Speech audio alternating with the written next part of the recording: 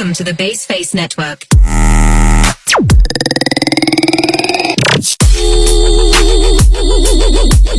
Hello, hi. Today I would like to present about Prevention of Terrorism Act 2015. What is the Prevention of Terrorism Act 2015? The Act to provide for the prevention of the commission or support for act of terrorism involving a listed terrorist organisation in a foreign country, as well as for the control of persons involved in such act and for related matters. Okay, in which year was the Prevention of Terrorism Act? The Prevention of Terrorism Act 2002 was an act passed by the Parliament of India in 2002, which the objective of strengthening anti-terrorism operation. The act was enacted due to several terrorist attacks that were being carried out in India, and especially in response to the attack on the Parliament. Okay, when established, the Prevention of Terrorism Act 2015 is an anti-terrorist law that was passed by the Malaysian government on 7 April 2015. It enabled the Malaysian authorities to detain terror suspects without trial for a period of 2 years. Okay, that's all. Today I would like to present about the function of Prevention of Terrorism Act 2015. The function mostly related and associated with terrorism prevention and how to avert terrorists to happen in this world. Actually, laws related to terrorism prevention can vary greatly from country to country, so it's very important to specify the jurisdiction you are referring to. Its primary function will likely be to provide a legal mechanism for preventing and countering acts of terrorism. This might include measures related to surveillance. So in surveillance, surveillance is a technique to observe or monitor people without they know that they is being watched by physicals just as a spy or gadgets such as CCTV. Then investigation. Detention. Detention is a punishment or the state of being imprisoned. Prosecution and the monitoring of individuals or groups suspected of involvement in terrorist activities. So one of the function is counterterrorism measures.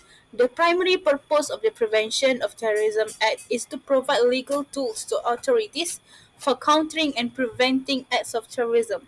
This includes measures to identify and apprehend individuals involved in planning, supporting, or engaging in terrorist activities. And surveillance and monitoring. The Act may allow increased surveillance and monitoring of individuals and groups suspected of terrorist activities. This could include wiretapping, monitoring online communication, and tracking financial transactions. So now I'm going to talk about subsection related to physical security. The Prevention of Terrorism Act, or known as POTA in Malaysia, is a law enacted to prevent and counter acts of terrorism. While POTA primarily focuses on investigation, prosecution, and prevention of terrorist activities, there are certain provisions related to physical security. So there are some relevant section and subsection of POTA that pertain to physical security. First is section 24, power of arrest and detention. Based on subsection 1, paragraph A, provides power of arrest and detention without warrant to prevent acts of terrorism or protect public safety, which may include securing premises or areas during counter-terrorism operations. And then we have section 25, power to enter and search. Based on subsection 1, authorize law enforcement officers to enter and search premises, vehicles, or other areas where they have reasonable grounds to believe that there are materials or evidence related to terrorist activities, which may involve securing the location during the search. To talk about Prevention of Terrorism Act, Section 28, that is power to order monitoring.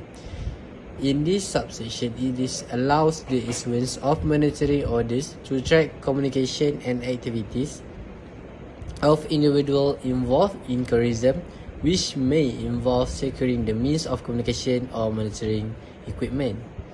For the conclusion, it is important to note that while quota includes provision related to physical security, measure in counter-terrorism efforts, the Act primarily focuses on intelligence, gathering, investigation and prosecution of terrorist-related offences.